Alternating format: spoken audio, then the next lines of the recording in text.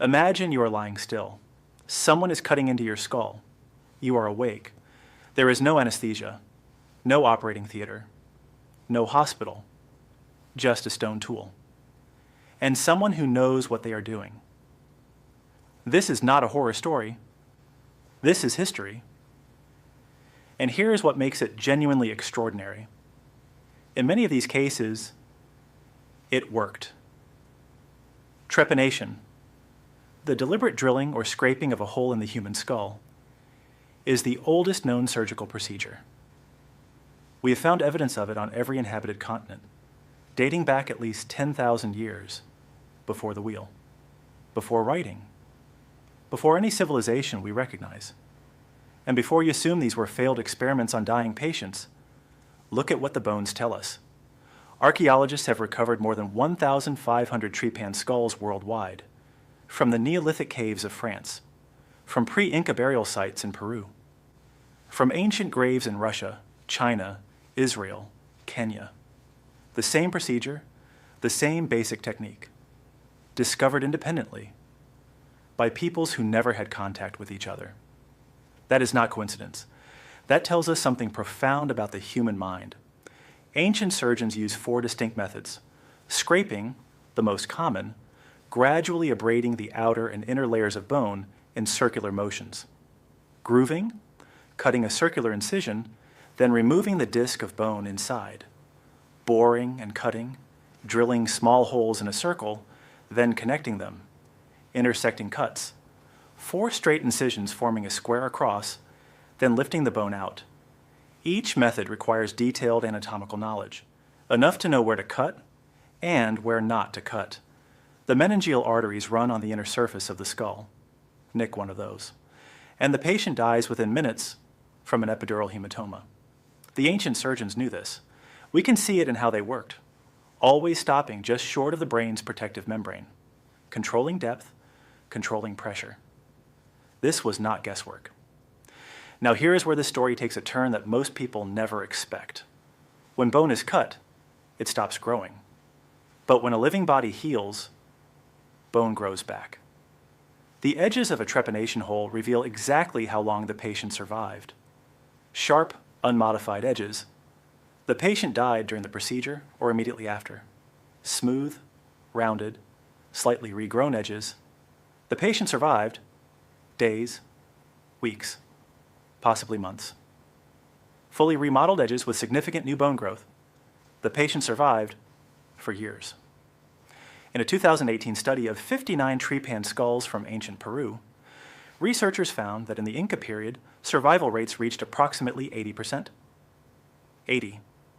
In pre-industrial surgery, with stone tools, without antibiotics, without anesthesia as we know it. For comparison, survival rates for Civil War-era skull surgeries performed by trained surgeons with metal instruments were lower.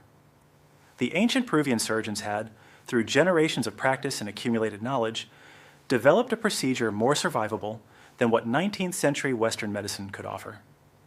The harder question is, why? What did ancient peoples understand about the brain that drove them to attempt surgery on it? The evidence points to several overlapping motivations.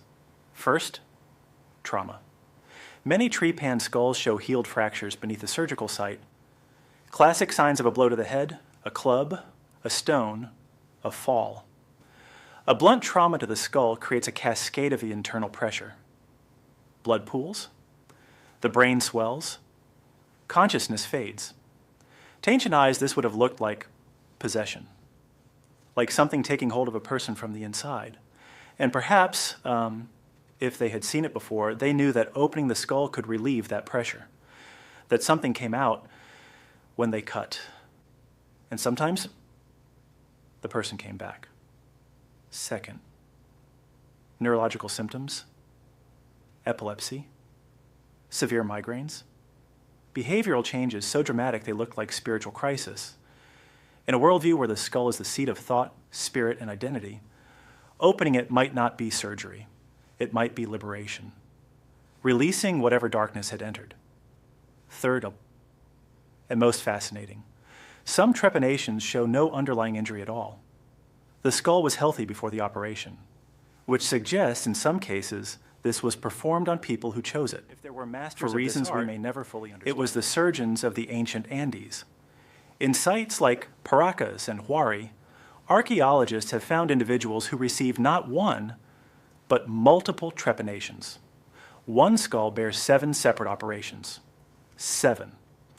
And the bone healed after each one.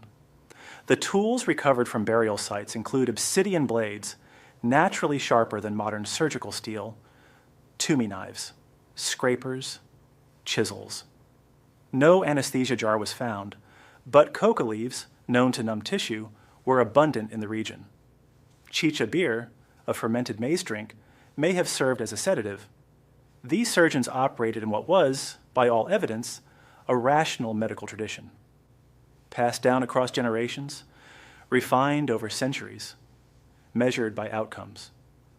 They were not performing magic. They were practicing medicine.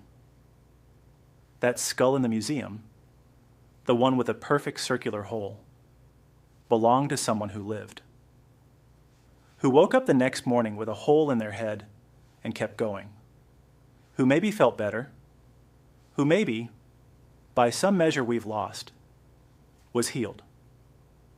We like to think medicine is something we invented, something that began with Hippocrates or Galen or Pasteur. But ancient humans were observing, experimenting, and learning. 10,000 years before any of those names existed. They just didn't write it down.